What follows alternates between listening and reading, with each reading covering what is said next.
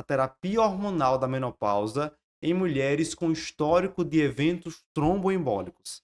Será que está sempre contraindicado ou será que agora é uma contraindicação relativa? Muito bem. A gente sempre estudou e entendeu que se a mulher tem história prévia de trombose e embolia pulmonar, isso era uma contraindicação para a terapia hormonal na menopausa. Mas o que essa diretriz discute é que não é uma contraindicação absoluta. De fato, o uso do estrogênio por via oral, pela sua passagem hepática, por estímulo à produção de fatores pró-coagulantes, está associado a um risco maior de eventos tromboembólicos. Mas não podemos dizer o mesmo do estrogênio por via transdérmica. De Uhum. acordo com o guideline, ele não estaria associado ao aumento do risco de trombose e, portanto, mesmo em mulheres com histórico de trombose, a depender da situação, a depender do que causou essa trombose, a gente pode considerar iniciar uma terapia hormonal com estrogênio por via transdérmica. E Isso. aí ele traz que essa conduta ela deve ser individualizada. Então a paciente teve uma trombose.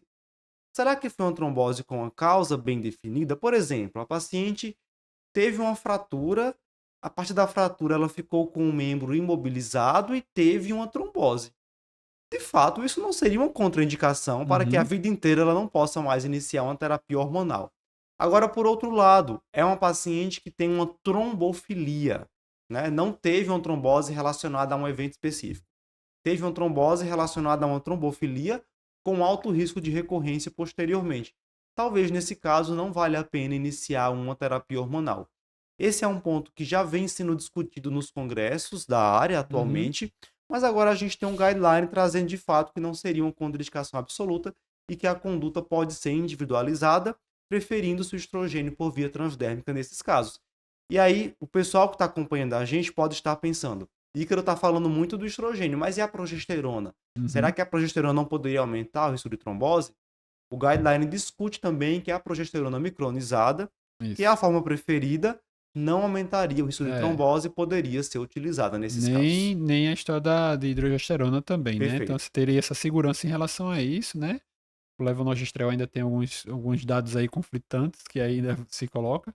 Mas é a história da primeira passagem hepática, né, pessoal? Então, assim, esses fatores de coagulação são, boa parte dele de produção hepática. Então, quando você toma por via oral, vai ter a primeira passagem no fígado e isso vai ter um efeito pró-coagulante, potencial pró-coagulante, né? Não é um efeito tão bem especificado.